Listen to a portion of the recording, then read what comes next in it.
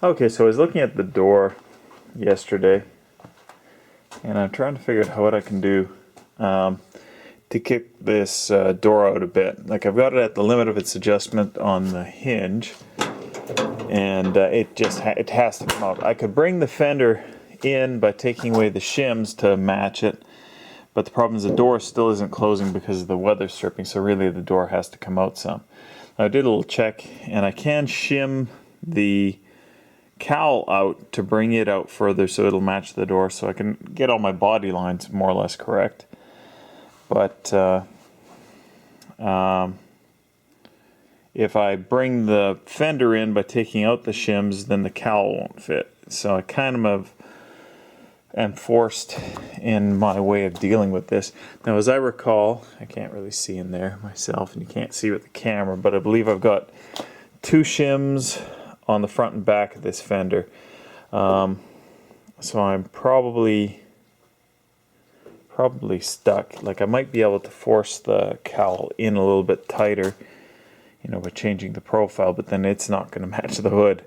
So anyways, so what I'm going to do is I'm going to take the door off, and I had 2 ideas that I was going to try. I think the first one is I'm going to see how much meat I have to elongate the holes in the hinge, and it looks like there's a fair bit, so it's not like I'm compromising the strength, so that's probably the best course of action to take. I had given some thought to actually putting, you know, fabricating a shim and putting it between the hinge and the cab body, which would bring things out. But if I got all the meat here, I'll just elongate the holes a bit. It's going to mess up the paint, but I think I can live with that. So I'll get to it. Okay. So I opened these up by, well, it's actually a little more than 1/8 of an inch, and that'll give the, you know, extended the slots a little bit there. So now's the problem. If I want to do this right, I really should put the hinges on the door first, and if I put the hinges on the door first, I don't have good access. I'm going to say I don't have any access to these hinge bolts. You know, like, not that are going to be in any way easy. I might be able to get at these ones from back and behind, or, well, I guess it's actually front. But yeah. So then the next issue is to sorry, the goats are making racket over there.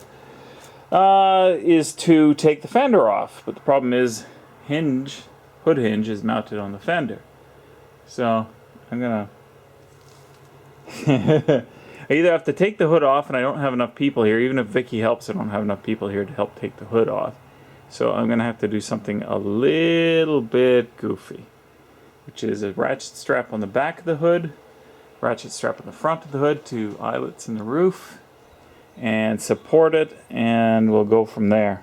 And if it looks like it's not going to be too hairy, I'll leave it that way for an hour or so. But once I start this, I kind of have to keep going. I suppose I have to take the cowl off first, because I got to get access to these bolts. So let's do that first, and before I worry about, you know, hanging things from the ceiling. Yes. This is the definition of precarious. I figured I better show it to you guys quickly, because I'm not going to want to leave it in this position. Seems comparatively, you know, well, if I don't fart around with it too much, it shouldn't move. My only concern would be is if that strap moves inwards, but I don't think it can because it's at a slight angle. Anyways, let's get to putting this damn door on. Oh, well, I think I've come to the realization, and not that I probably noticed it before, but the door is not the same shape as the cab. Now I've got it sticking out just a little bit here. I should be able to adjust the latch, but you can see it's much flatter here. It's actually closer to being flush right here than it is, obviously, you know, a couple inches above it or even below it. You know, here, you know, I've got the panel lines pretty close, but I think I have to tilt the door, the top of the door, out towards me, because it's very close right here. Matter of fact, if I didn't have the tape, it probably would have knocked some of the paint off. So I'm going to adjust this in to get it at the right, distance in, and then I'm going to see if I can adjust the angle of it, which means opening the door, taking these out, or loosening these bolts into the door, and just tilting it a bit. And we'll see how that goes. Okay, remember I was talking about tilting the door out at the top a bit. I don't think I'm going to. I think I'll totally mess up. Like, things look, marginal right now, but I think if I try and rack it out even more, it's really going to make this body line stick out, because this is pretty much flush here, nearly flush here. With a little bit more adjusting, that'll come in a bit. But if I tilt the door outwards, this is really going to move outwards, and there's nothing I can do about that. And unfortunately, I hate to say it, but I think that's as good as that body line is going to get, because any higher, and I could probably get a feeler gauge in there. That's how tight that is.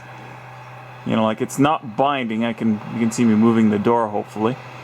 But there's probably a millimeter there. Yeah, I think if I would have been smart and I would have pre-fit everything before it was painted and before any of the great amount of body work was done, I probably would have grinded or ground a bit off the top to bring that down. But I suspect what the original problem is I reskinned this door, completely brand new skin, and probably the skin is actually sitting too low.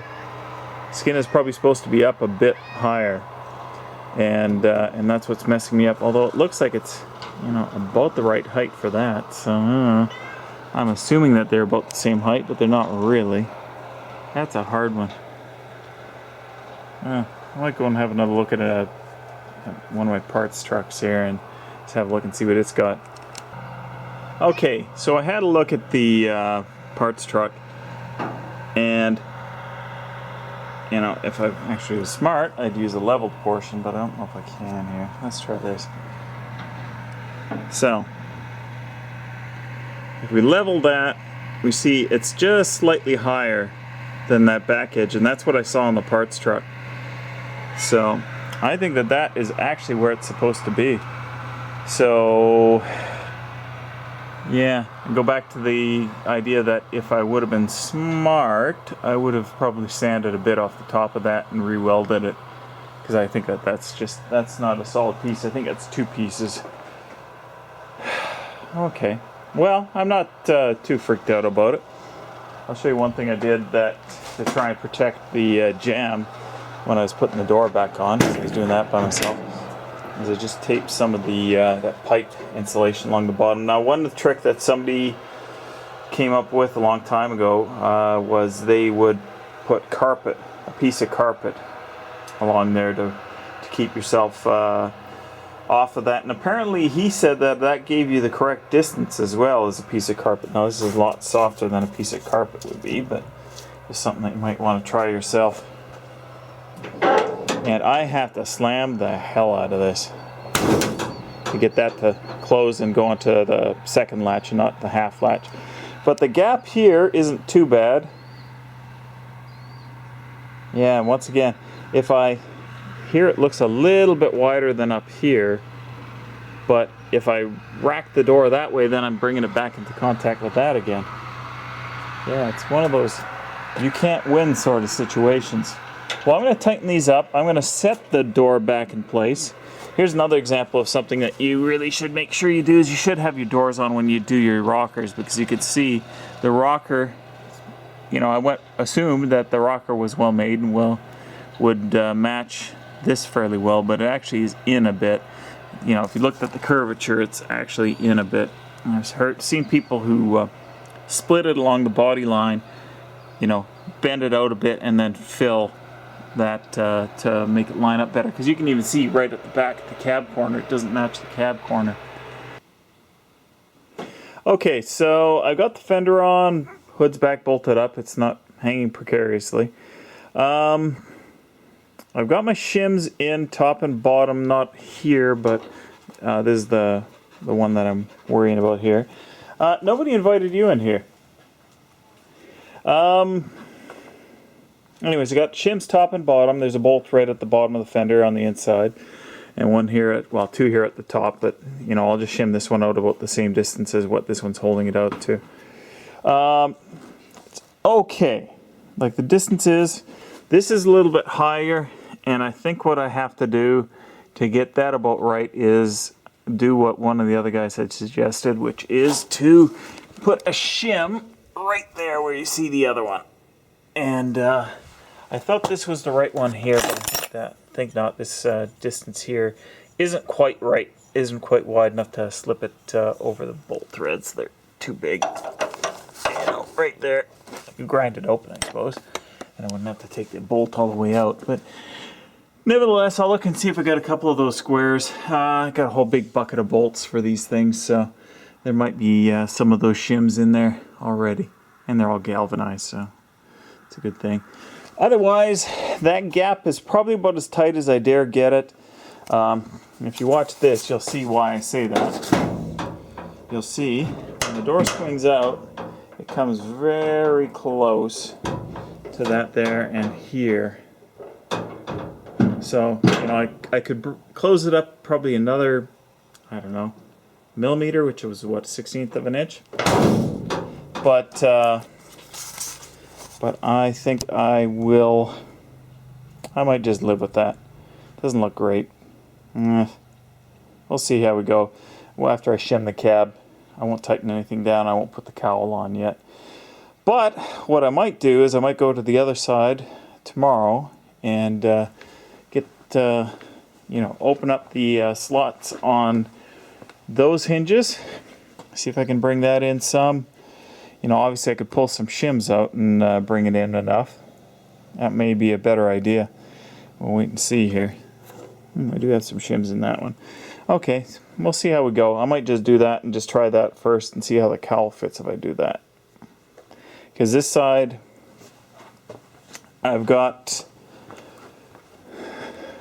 an 1/8 inch shim and what I think is about half that thickness shim here. So I don't have a full 1/4 inch of shims there like I do on that side. So I could pull that in a bit. Maybe I won't have to slot those hinges. Anyways, I think that's it for today. I'm gonna knock off and see. I was smelling one of those black and white kitties, but I don't see him anywhere, and the wind is coming from this direction. So I think he buggered off. Probably was walking the fence line over there. Anyways, that's it for today, guys. And here's Tuffy in the barn. We're at the top of the barn. And Mo, and Whitty, and the bum of Toby. And Tuff Tuff in the background again.